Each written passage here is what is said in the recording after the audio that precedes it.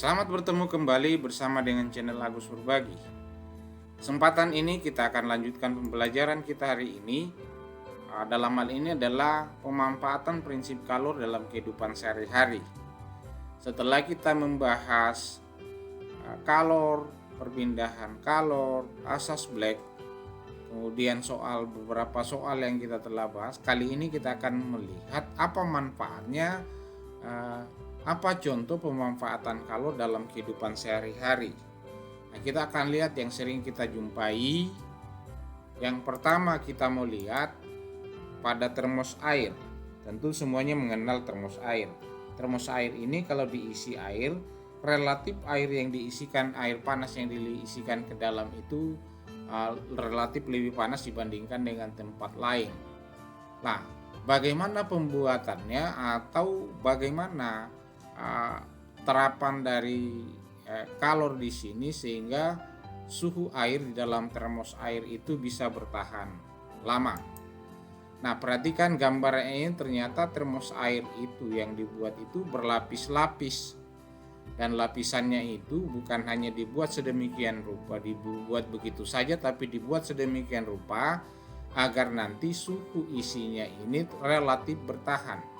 Yang pertama itu kita perhatikan mengapa sumbat termos itu terbuat dari plastik atau gabus. Nah, ternyata bahan plastik atau gabus ini itu bersifat merupakan isolator yang baik. Artinya zat yang tidak dapat menghantarkan panas. Nah, sehingga ketika ditutup maka panas yang ada di dalam air itu tidak bisa diantarkan keluar. Fungsi dari tutupnya itu. Yang kedua, ada celah antara gelas atau kaca dengan wadah luar dibuat hampa udara. Jadi pada termos itu bagian kaca di dalamnya, kemudian di luarnya ada ruang kosong. Kenapa dibuat ruang kosong berupa hampa udara? Ternyata jadi tidak ada rambatan panas atau perpindahan kalor secara konduksi dan konveksi karena ada ruang yang membatasi. Jadi ruang yang membatasi ini untuk menghindari terjadinya perpindahan kalor secara konduksi dan konveksi dari air. Itu sebabnya. Berikut bagian yang lain pada termos air yang sangat menerapkan prinsip perpindahan kalor. 2 lapisan gelas. Gelas merupakan isolator panas yang baik. Gelas itu susah sekali untuk mengantarkan panas, bahkan dia bersifat isolator. Makanya dindingnya ini terbuat dari kaca.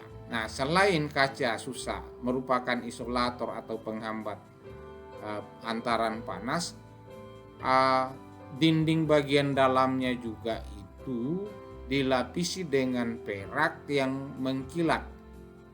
Nah, kenapa bagian dalamnya mengkilat? Ternyata zat yang mengkilat itu lebih besar memantulkan kalor. Jadi kalor yang dari air itu ketika diterima oleh bagian dalam termos ini mengkilat, dipantulkan kembali ke air. Nah, ini yang mempertahankan suhu termos air. Nah, wadah luarnya itu juga ada. Nah, ini pemanfaatan kalor dalam kehidupan sehari-hari. Salah satunya adalah teknik pembuatan termos sehingga suhu air yang ada dalam termos air itu relatif panas.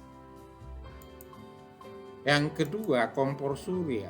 Modelnya yang kita mau perhatikan, ini kompor surya ini selain ininya penangkalnya ini mengkilap, juga dibuat melengkung.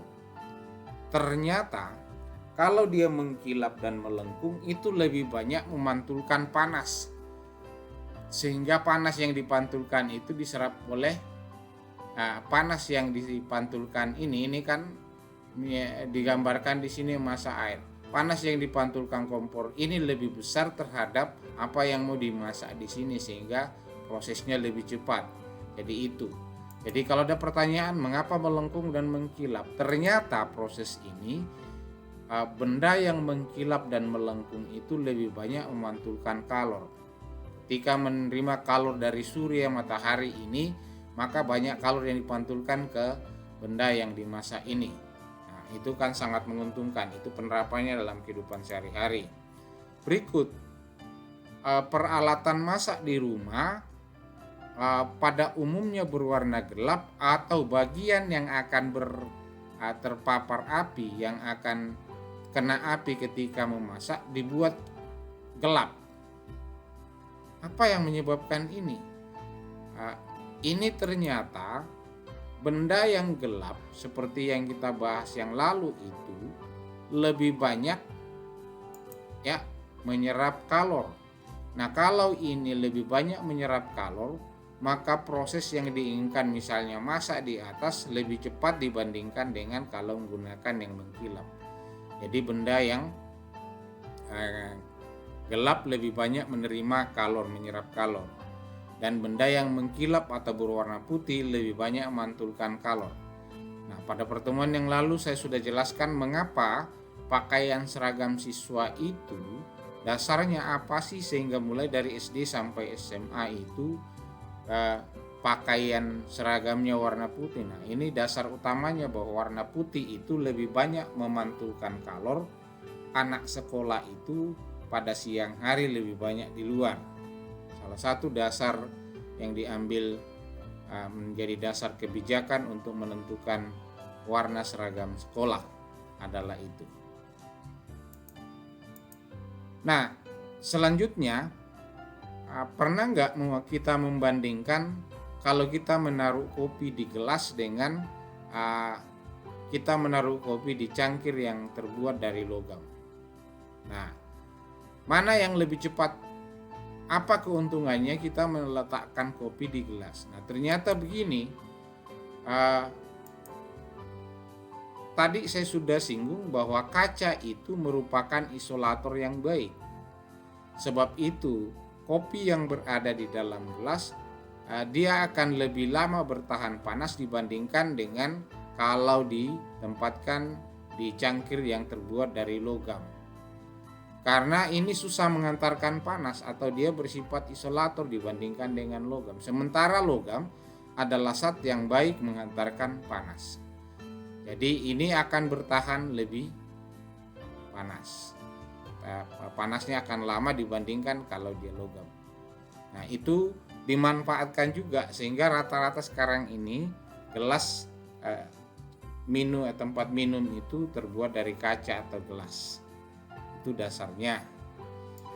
Demikian pembahasan kita hari ini. Sampai bertemu kembali bersama dengan channel Agus Berbagi.